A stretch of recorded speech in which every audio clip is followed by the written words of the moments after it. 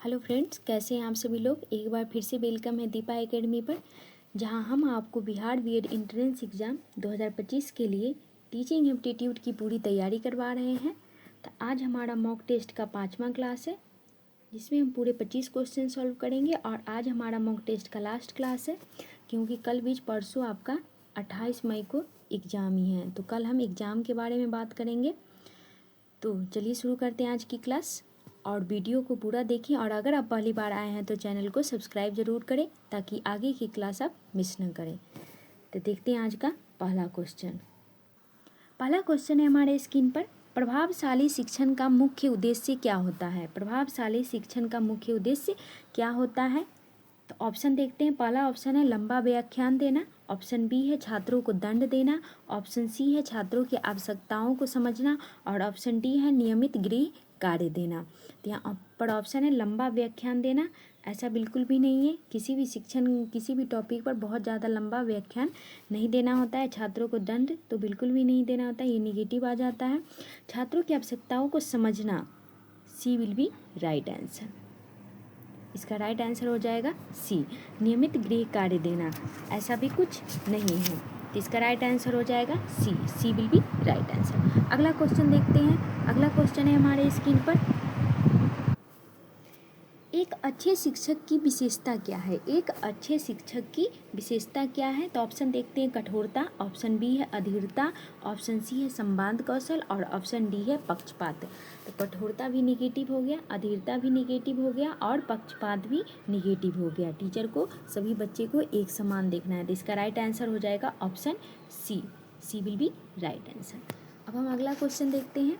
अगला क्वेश्चन है हमारे स्क्रीन पर, क्वेश्चन नंबर 3, शिक्षण का मुख्य उद्देश्य क्या है। शिक्षण का मुख्य उद्देश्य क्या है। तो ऑप्शन देखते हैं अच्छे अंक दिलाना, सोचने और तर्क करने की क्षमता विकसित करना, ऑप्शन सी है केवल नौकरी के लिए तैयार करना, और ऑप्शन डी है स्मरण शक्ति बढ़ाना। तो अच्छे अंक दिलाना ऐसा नहीं है, ये भी निगेटिव हो जाएगा। केवल लगा हुआ है तो ये कट जाएगा पहले ही। स्मरण शक्ति बढ़ाना ऐसा भी नहीं है। तो इसका राइट आंसर हो जाएगा सोचने और तर्क करने की क्षमता को विकसित करना, बच्चे में समालोचनात्मक और आलोचनात्मक क्षमता को विकसित करना। B will be right answer. अगला क्वेश्चन देखते हैं। क्वेश्चन नंबर 4, शिक्षक तभी सफल होता है जब छात्र उसकी आज्ञा माने, छात्र अधिक अंक प्राप्त करे, छात्र अवधारणाओं को समझे और लागू करे, प्रधानाचार्य उसकी सराहना करे। क्या है, शिक्षक तभी सफल होता है जब कब होता है, छात्र उसकी आज्ञा माने, ऐसा नहीं है। छात्र अधिक अंक प्राप्त करे, ये भी नहीं होगा। छात्र अवधारणाओं को समझे और लागू करे, क्या करे, छात्र कॉन्सेप्ट को समझे और उसे अपने जीवन में लागू करे। तो इसका राइट आंसर हो जाएगा ऑप्शन सी, छात्र उसकी आज्ञा को पालन करे, ये भी सही है। छात्र अधिक अंक प्राप्त करे, ये भी ठीक है। प्रधानाचार्य उसकी सराहना करे, लेकिन इसमें सबसे बेस्ट ऑप्शन है सी विल बी राइट आंसर। छात्र अवधारणाओं को समझे और लागू करें। अगला क्वेश्चन देखते हैं। क्वेश्चन नंबर 5, विज्ञान पढ़ाने की सबसे उपयुक्त विधि है व्याख्यान विधि, प्रदर्शन विधि, श्रुत लेख, रटने की विधि। तो इसका राइट आंसर हो जाएगा ऑप्शन बी, प्रदर्शन विधि। विज्ञान को व्याख्यान विधि से हम उतना अच्छा से नहीं पढ़ा सकते, श्रुत लेख से इसका कोई लेना देना नहीं है। रटने की विधि तो किसी भी विषय में लागू नहीं किया जा सकता, क्योंकि रोट लर्निंग नहीं कराया जाता है। तो यहाँ पे राइट आंसर हो जाएगा B will be right answer. अगला क्वेश्चन देखते हैं। क्वेश्चन नंबर 6, माइक्रो टीचिंग का अर्थ है छोटे बच्चों को पढ़ाना, सीमित पाठ्यक्रम पढ़ाना, कम समय में अभ्यास हेतु शिक्षण, और ऑप्शन डी है छोटे छात्रों को पढ़ाना। तो इसका राइट आंसर हो जाएगा ऑप्शन सी, कम समय में अभ्यास हेतु शिक्षण कराना। माइक्रो टीचिंग का क्या अर्थ होता है, कम समय में अभ्यास हेतु शिक्षण। सी विल बी राइट आंसर। अगला क्वेश्चन देखते हैं। क्वेश्चन नंबर 7, शिक्षा एक डैश प्रक्रिया है। शिक्षा कौन सी प्रक्रिया है, एक पक्षीय प्रक्रिया है, द्विपक्षीय प्रक्रिया है, त्रिपक्षीय प्रक्रिया है, इनमें से कोई नहीं। तो इसका राइट आंसर कौन सा हो जाएगा, ऑप्शन बी, शिक्षा क्या है, द्विपक्षीय प्रक्रिया है। B will be right answer. अगला क्वेश्चन देखते हैं। क्वेश्चन नंबर 8, आदर्श शिक्षक छात्र अनुपात होता है एक टीचर पर 10 बच्चा, एक टीचर पर 20 बच्चा, और ऑप्शन सी है एक टीचर पर 30 बच्चे, और ऑप्शन डी है एक टीचर पर 50 बच्चे। इसका क्या होगा, आदर्श शिक्षक छात्र का अनुपात क्या होता है? 1:10, 1:20, 1:30 और 1:50। तो इसका राइट आंसर हो जाएगा option C. C will be right answer, 1:30। अगला क्वेश्चन देखते हैं। क्वेश्चन नंबर 9 है, शिक्षण सहायक सामग्री का उपयोग किस लिए होता है? शिक्षण को आकर्षक बनाने के लिए, शिक्षण को आसान बनाने के लिए, शिक्षण को प्रभावी बनाने के लिए, उपयुक्त सभी। इसका राइट आंसर हो जाएगा डी, उपयुक्त सभी। शिक्षण सहायक सामग्री का उपयोग किस लिए होता है? तो शिक्षण को आकर्षण बनाने के लिए, शिक्षण को आसान बनाने के लिए और शिक्षण को प्रभावी बनाने के लिए। तो D will be right answer. अगला क्वेश्चन देखते हैं। क्वेश्चन नंबर 10, निम्न में से कौन एक मनोदैहिक कौशल का उदाहरण है? क्या पूछा गया है? मनोदैहिक कौशल का उदाहरण है। तो लिखना, तर्क करना, सुनना, बोलना। तो इसका राइट आंसर हो जाएगा ऑप्शन ए, लिखना। मनोदैहिक कौशल का उदाहरण कौन सा है? लिखना। ए विल बी राइट आंसर। अगला क्वेश्चन देखते हैं। क्वेश्चन नंबर 11, छात्रों को प्रेरित करने का सबसे अच्छा तरीका है केवल पुरस्कार देना, दूसरे से तुलना करना, आत्म सुधार हेतु प्रोत्साहन देना, दंड देना। तो केवल लगा हुआ है, ये कट जाएगा। दूसरों से तुलना करना, प्रतिस्पर्धा नहीं करना है, ये भी कट जाएगा। और दंड देना, ये भी नेगेटिव है, ये भी कट जाएगा। तो इसका राइट आंसर हो जाएगा option C. C will be right answer, आत्म सुधार हेतु प्रोत्साहन देना।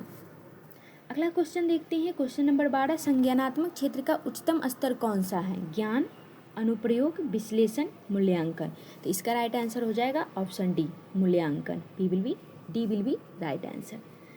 क्वेश्चन नंबर 13 देखते हैं। पाठ्य योजना कौन तैयार करता है? पाठ्य योजना कौन तैयार करता है? छात्र करता है, प्रधानाचार्य करता है, शिक्षक करता है, अभिभावक करता है। तो इसका राइट आंसर हो जाएगा ऑप्शन सी, शिक्षक।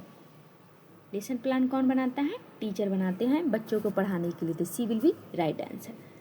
अगला क्वेश्चन देखते हैं। क्वेश्चन नंबर 14, निम्न में से कौन ब्लूम टैक्सोनॉमी का हिस्सा नहीं है? ज्ञान, समझ, रचनात्मक, आदतें। तो इसका राइट आंसर हो जाएगा option D. D will be right answer. अगला क्वेश्चन देखते हैं। क्वेश्चन नंबर 15, निम्न में से कौन भावात्मक क्षेत्र का उद्देश्य है? निम्न में से कौन भावात्मक क्षेत्र का उद्देश्य है? गणना करना, सम्मान दिखाना, चित्र बनाना, कविता याद करना। तो भावात्मक पूछा गया है, तो इसमें कौन सा हो जाएगा? ऑप्शन बी, सम्मान दिखाना। ये क्या है? भावात्मक है। गणना करना, इससे इसका कोई रिलेशन नहीं है, न ही चित्र बनाने का और न ही कविता याद करने का। तो इसका राइट आंसर हो जाएगा option B. B will be right answer.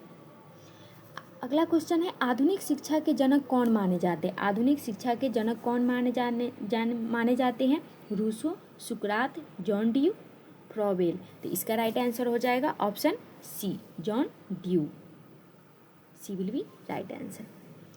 अगला क्वेश्चन देखते हैं। क्वेश्चन नंबर 17, उपचारात्मक शिक्षण किसके लिए होता है? उपचारात्मक शिक्षण किसके लिए होता है?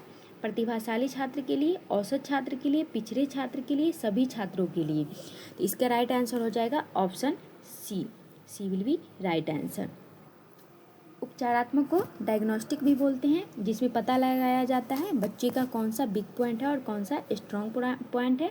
उसके बाद उस बच्चे को अलग से पढ़ाया जाता है। तो उपचारात्मक शिक्षण किसके लिए होता है? तो पिछड़े छात्रों के लिए होता है। तो सी विल बी राइट आंसर।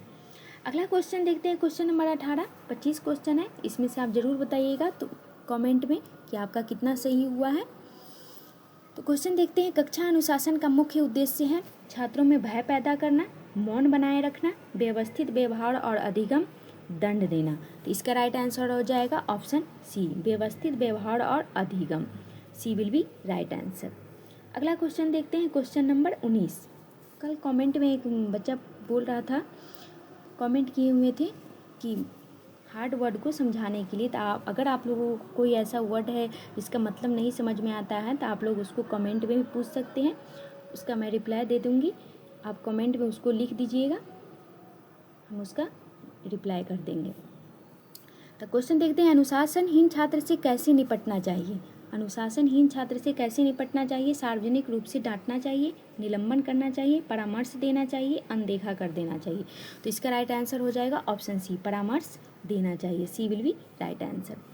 अगला क्वेश्चन देखते हैं। क्वेश्चन नंबर 20, मूल्यांकन किसके लिए उपयोगी है? शिक्षण सुधारने के लिए, छात्र प्रगति जानने के लिए, प्रतिक्रिया देने के लिए, उपयुक्त सभी। तो इसका राइट आंसर हो जाएगा option D. D will be right answer. मूल्यांकन किसके लिए उपयोगी है? तो शिक्षण सुधारने के लिए, ये भी सही है, छात्र प्रगति जानने के लिए और फीडबैक देने के लिए, प्रतिक्रिया देने के लिए। तो D will be right answer. अगला क्वेश्चन है क्वेश्चन नंबर 21। समावेशी शिक्षा में केवल दिव्यांग छात्र पढ़ते हैं, सभी प्रकार के छात्र साथ में पढ़ते हैं, केवल मेधावी छात्रों को शामिल किया जाता है, विशेष पाठ्यक्रम का ही उपयोग होता है। तो केवल जहाँ जहाँ लगा है उसको पहले ही कट कर देते हैं। आप बी और डी में देखते हैं। तो इसका राइट आंसर कौन सा हो जाएगा? ऑप्शन बी, सभी प्रकार के छात्र साथ में पढ़ते हैं, विशेष पाठ्यक्रम का ही उपयोग होता है, ऐसा कुछ नहीं होता है। तो ये भी कट जाएगा और इसका राइट आंसर हो जाएगा ऑप्शन बी। अगला क्वेश्चन देखते हैं question number 22।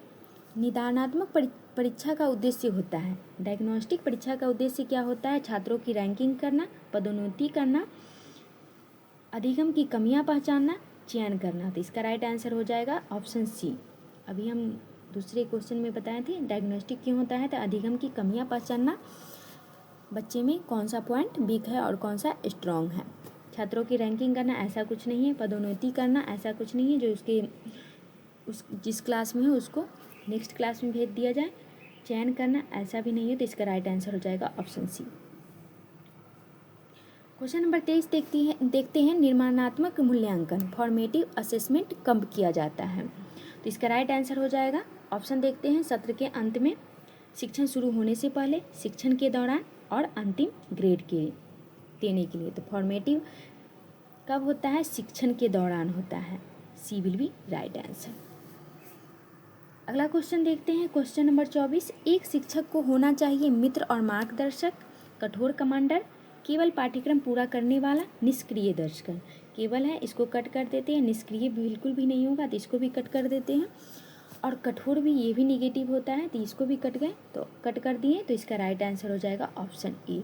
A will be right answer. ये आज का हमारा सेकंड लास्ट क्वेश्चन था, तो इसका राइट आंसर हो जाएगा ए।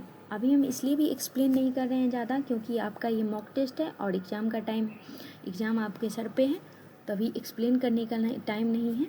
अभी आपको अपने आप को जांचने का वक्त है, जो आपको कितना आता है और कितना नहीं आता है। तो इसका राइट आंसर हो जाएगा option A. A will be right answer.